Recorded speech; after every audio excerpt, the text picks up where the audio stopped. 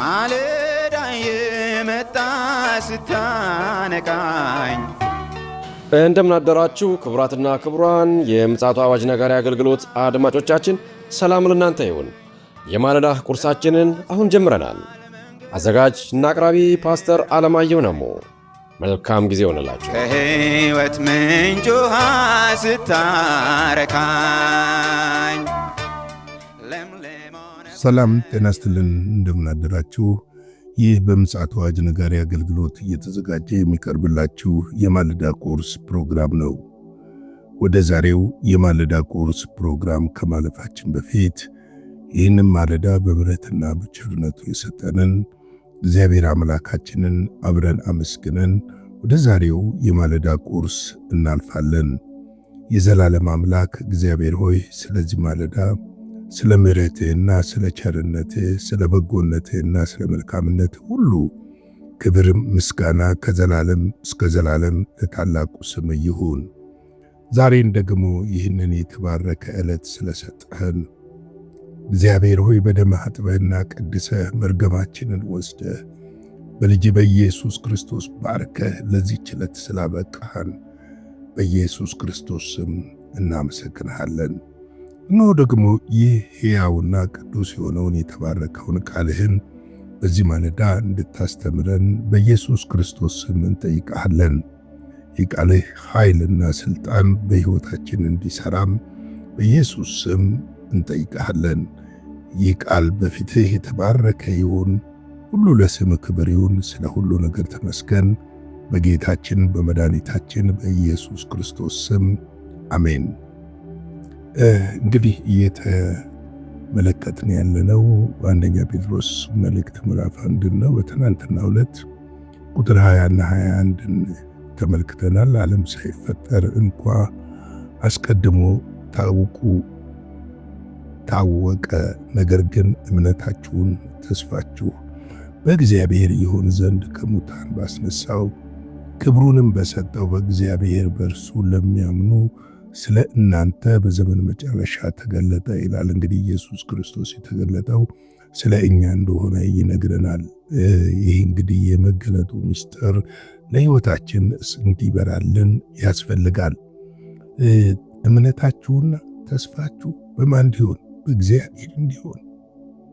ሰዎች ዛሬ ብዙ ተስፋ የሚያደርጉት ነገር አለ።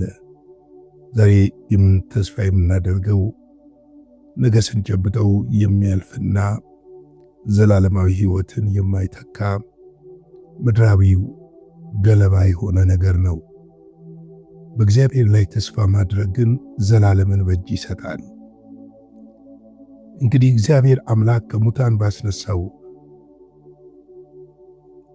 እኔና እናንተን ወደ እርሱ ክብር ለማምጣት እንደሆነ ልናውቅ ያስፈልጋል። ነገር ግን እምነታችሁ ይለናል። እምነታችን ዛሬ ምን ላይ ነው ያለው? በምን ላይ ነው የተንተራሰው? ምንድን ነው የተደገፈው እምነታችን? ይህንን ነበር ትናንት ለመፈተሽ የሞከርነው። ተስፋችን ማን ነው ዛሬ? እንግዲህ በዚህ በመጨረሻ ዘመን ለእኛ ክርስቶስ ራሱን መግለጥ ስለምን አስፈለገ? እነዚህ ራሳችሁን ጠይቃችሁ ልትመልሱት የሚገቡ ጥያቄዎች ናቸው። ምክንያቱም ለእኛ የተገለጠው ለምንድን ነው? አያችሁ፣ እኛ ጠፍተን ነበር፣ እኛ ሞተን ነበር፣ እኛ በጨለማ ነበር፣ ከአምላካችን ተለይተን ነበረ። እርሱ ግን በመስቀል ኃጢአትን ጥል ግድግዳ በደሙ አፍርሶ እኔና እናንተን ከአብ ጋር አስታረቀን። ሞታችንን ሞቶ ሕይወትን ሰጠን፣ ቤዛ ሆነን። ስለዚህ ነው በዘመን መጨረሻ የተገለጠው። እንደገና ደግሞ አሁን በዚህ ባለንበት ዘመን መጨረሻ ደግሞ ሊገለጥ በደጅ ነው ያለው፣ ሊወስደን ለዘላለም ከሱ ጋር እንድንኖር በዚህ ምድር ካለ ማናቸውም ነገሮች እንድናርፍ የተገባልን የተስፋ ቃሉን ሊፈጽምልን በደጅ እንዳለ ልናውቅ ያስፈልጋል። ትናንትና እንግዲህ እነዚህ ለማየት ሞክረናል። ምናልባት ትናንት የማለዳውን ቁርስ ያልተካፈላችሁ ገብታችሁ ማግኘት ትችላላችሁ በዩቲዩባችን። ዛሬ ደግሞ ቁጥር 22ን እንመለከታለን። ለእውነት እየታዘዛችሁ ግብዝነት ለሌለበት ለወንድማማች መዋደድ ነፍሳችሁን አንጽታችሁ እርስ በራሳችሁ ከልባችሁ አጥበቃችሁ ተዋደዱ ይላል። ለእውነት ምን እየሆናችሁ እየታዘዛችሁ? ዛሬ ሁላችንም ብዙዎቻችን የከበደን ይሄ ነው፣ ለእውነት መታዘዝ። እውነት ስንል ክርስቶስ ነው። እውነት፣ ሕይወት፣ መንገድ እኔ ነኝ ብሎ በግልጽ ነግሮናል። ለዚህ እውነት ግን ልንታዘዝ ያስፈልጋል። ለዚህ እውነት ልንኖር ያስፈልጋል። ለዚህ ነው መጽሐፍ ቅዱሳችን በዮሐንስ ወንጌል ምዕራፍ 8 ላይ እውነትንም ታውቃላችሁ እውነትም አርነት ያወጣችኋል ያለው። አርነት፣ ነፃነት በውሸት ውስጥ የለም። ውሸት ገዳይ ነው። ውሸት የእግዚአብሔርን መንግሥት እንዳንወርስ ከእግዚአብሔር ጋር እንድንጣላ የሚያደርገን ነው።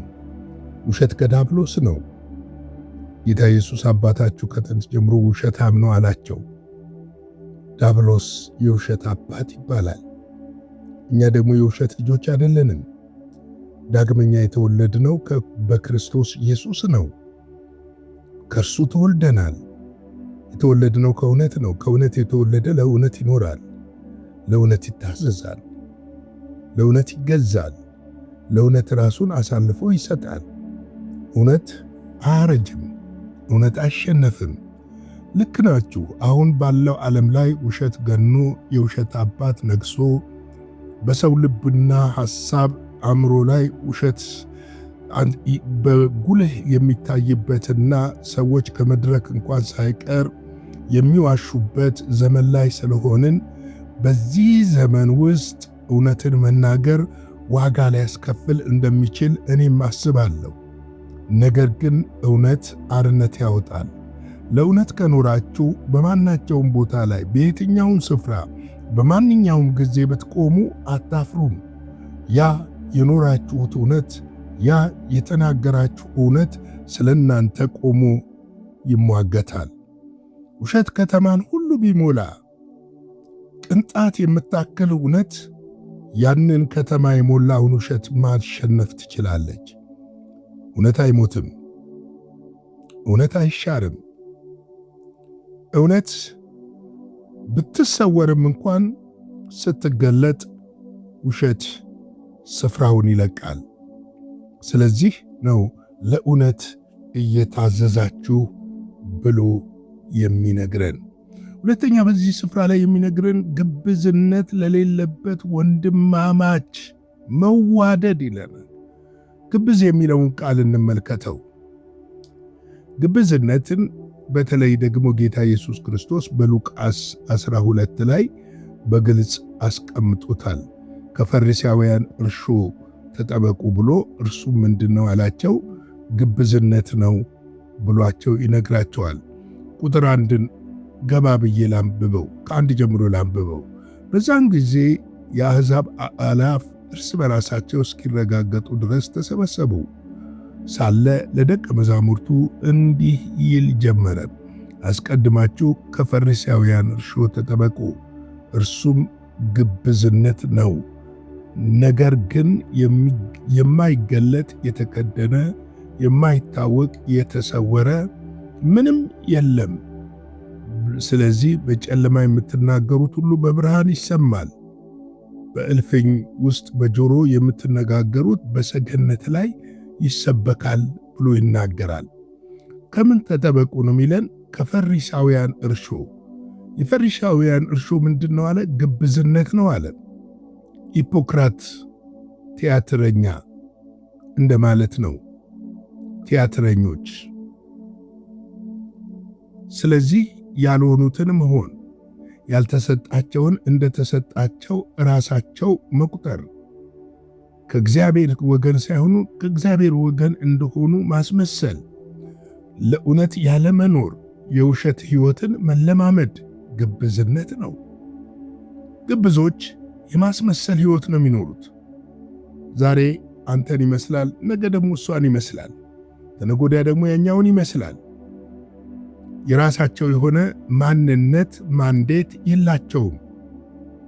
ስለዚህ ግብዝነት በጣም አደገኛ ነው። ስለዚህ ነው መጽሐፍ ቅዱሳችን ግብዝነት ለሌለበት ለወንድማማች መዋደድ ይላል። እንግዲህ ይሄ ግብዝነት የሌለበት ንጹሕ ፍቅር በወንድማማቾች መካከል መኖር አለበት ብሎ ነው የሚነግረን። ስለዚህ ነው ነፍሳችሁን አንጽታችሁ እርስ በራሳችሁ ከልባችሁ አጥብቃችሁ ምን አድርጉ? ተዋደዱ። ግብዝነት የሌለበት ማስመሰል የሌለበት ሕይወት። ወንድምህን ስትወደው ከነድካሙ መሆን መቻል አለበት። እህትህን ስትወዳት ከነድካሟ መሆን መቻል አለባት። ፒውር ንጹሕ የሆነ ፍጹም የሆነ ክርስቶስ ኢየሱስ ብቻ ነው በምድር ላይ። እያንዳንዱ ሰው የራሱ ድካም አለው። ነገር ግን ለእውነት እየታዘዝን ግብዝነት ለሌለበት ወንድማማች መዋደድ ነፍሳችንን አንጽተን እርስ በራሳችን ከልባችን አጥብቃችሁ ተዋደዱ ስለሚለን አጥብቀን ልንዋደድ ያስፈልጋል። መዋደድ ፍቅር ዋጋ ያስከፍላል። እውነት ነው። እንዴት ነው የምወደው ጠላቴ እኮ ነው ልትል ትችላለህ። እንዴት ነው የምወደው ጠላቴ እኮ ነች ልትሉ ትችላላችሁ። ነገር ግን ልንገራችሁ፣ ክርስቶስ እኛን የወደደን ጠላቶች ሆነ ሳለን ነው። ጻድቅ ሆነን አይደለም የወደደን። አመፀኞች ሆነን ሳለን ነው። የማንታዘዝ ሆነን ሳለን ነው። በጨለማ ሆነን ሳለን ነው። አንዳንዶች ጨካኞች፣ ነፍሰ ገዳዮች፣ አመፀኞች ሆነን ሳለን ነው ክርስቶስ የወደደን። እርሱ ይቅር ብሎ ከወደደ አንተም ወንድምህን ደግሞ ይቅር በለህ ልብህን አንጽተህ ወንድምህን ልትወደው ከልብህ ልትወደው ያስፈልጋል። ከልብ ልንዋደድ ያስፈልጋል። ያን ጊዜ የኢየሱስን ክብር፣ የኢየሱስን ፍቅር፣ የኢየሱስን ታላቅነት፣ ጸጋው በሕይወታችን ሲገለጥ እናያለን። እንግዲያውስ ለእውነት እንታዘዝ። ግብዝነት ለሌለበት ለወንድማማች መዋደድ ነፍሳችንን አንጽተን እርስ በራሳችን ከልባችን አጥብቀን እንዋደድ። በእኛ መዋደድ ሰይጣን ያፍራል፣ ክርስቶስ ደግሞ ይከብራል። ለዛሬ ማለዳ ያዘጋጀሁትን የማለዳ ቁርስ እዚህ ላይ ገታለሁ። እንግዲህ ላይክ፣ ሼር፣ ሰብስክራይብ እያደረጋችሁ ለብዙዎች እንድታጋሩ በጌታ ፍቅር ጠይቃችኋለሁ። በነገው ማለዳ እስክንገናኝ ድረስ አጭር ጸሎትን ጸልይና የዛሬውን በዚህ እንግታ። የዘላለም አምላክ በዘላለም ዙፋን ላይ ያለ የተፈራና የተከበርክ እግዚአብሔር አምላካችንና አባታችን ሆይ በጌታ በኢየሱስ ክርስቶስ ስም ስለዚህ ማለዳ ስለ ምሕረትህና ስለ ቸርነትህ ሁሉ እናመሰግንሃለን። ክብር ከዘላለም እስከ ዘላለም ለታላቁ ስም ይሁን። ኃጢአት በደላችንን በደምህ አጥበህ ቀድሰህ ይቅር ብለህን ዛሬን ደግሞ በምሕረትህ ጎብኝተህ እግዚአብሔር ሆይ እጆችህን በእኛ ላይ አድርገህ ሕያው የሆነውን ቅዱሱን ቃልህን እንድንማር ስለረዳህን ደግሞም ጌታዎችን ማለዳ ባርከ ስለሰጠህን ክብር ምስጋና ላንተ እንሰጣለን። አሁንም ከክፉዎች ሁሉ ጠብቀን በደምህ ሸፍነን በቁስል ፈውሰን መርገም ሁሉ ከሕይወታችን ላይ በናዝሬቱ በኢየሱስ ክርስቶስ ስም ለዘላለም የተነቀለ ይሁን። እጅህ በእኛ ላይ ትሁን። ይህ ቀን በፊትህ የተባረከ የተቀደሰ ቀን ይሁን። ክፉ ሁሉ በስም ሥልጣን የታሰረ ይሁን። ስለ ሁሉ ነገር ተመስገን። በኢየሱስ ክርስቶስ ጌታና ጻድቅ ስም አሜን።